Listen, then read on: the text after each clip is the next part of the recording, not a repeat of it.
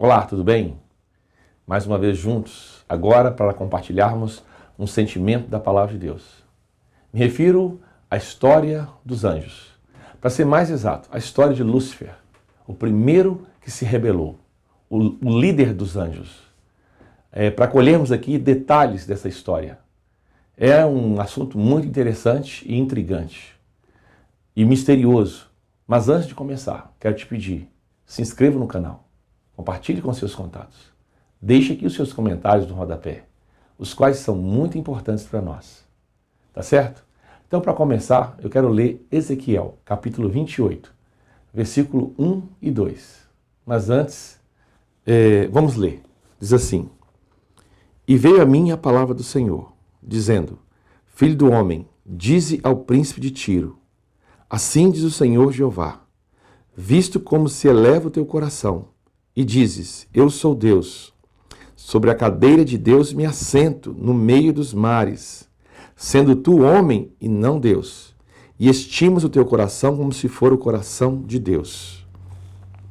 Percebe que o príncipe de Tiro, ele se assenta na cadeira de Deus e eleva o seu coração como se fosse Deus?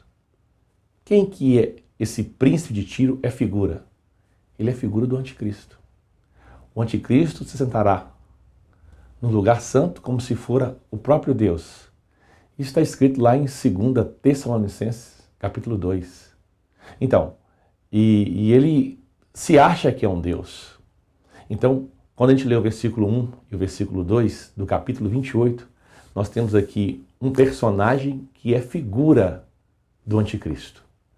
Príncipe de Tiro. Tiro é uma cidade, é uma fortaleza muito bem protegida. E ele se sente tão seguro, tão poderoso, que ele se acha como se fosse um Deus.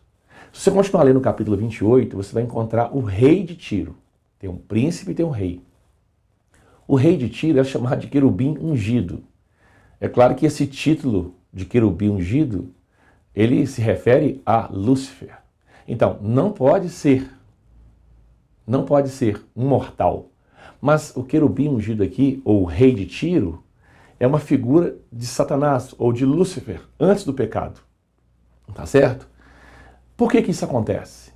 Isso porque esses dois misteriosos prodígios da história têm a sua personalidade fundida num ser.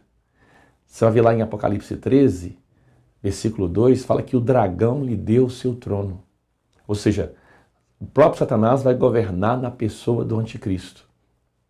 E lá em 2 Tessalonicenses 2,9, fala que ele se ostenta como se for o próprio Deus e se assentará no lugar santo. Então, você vai descobrir que essa cidade de Tiro se localiza na Palestina. E essa expressão aqui, no meio dos mares, é algo muito parecido com Daniel. Eu vou ler para vocês, capítulo 11, versículo 41 e 45. Daniel 11...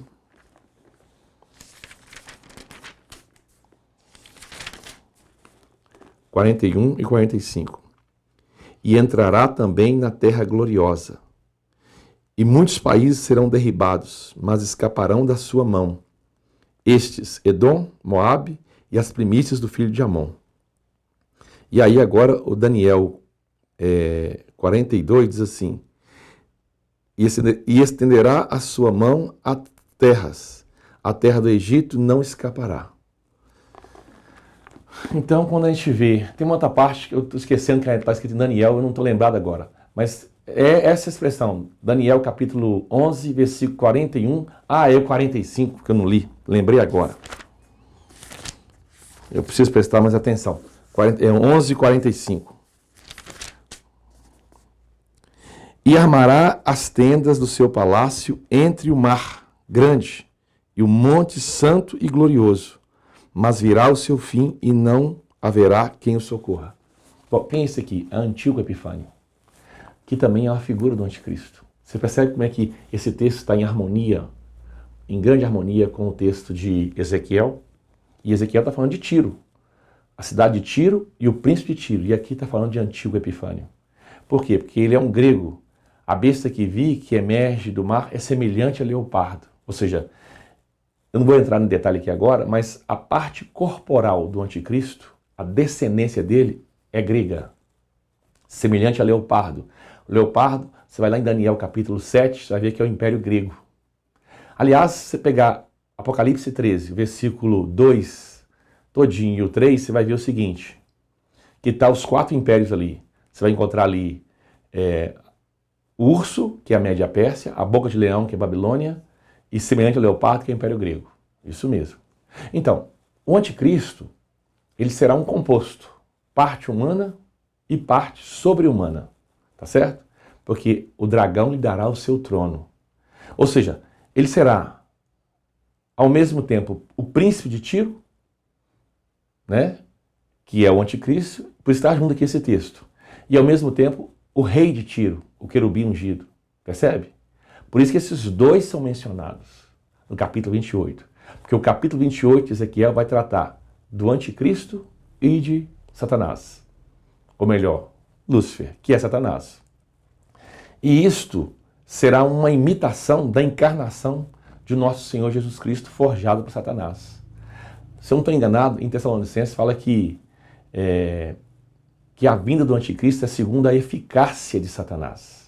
Então, alguns teólogos acreditam que, assim como o Espírito Santo gerou vida no ventre de Maria, o próprio Satanás, ele vai gerar o anticristo através da sua própria semente.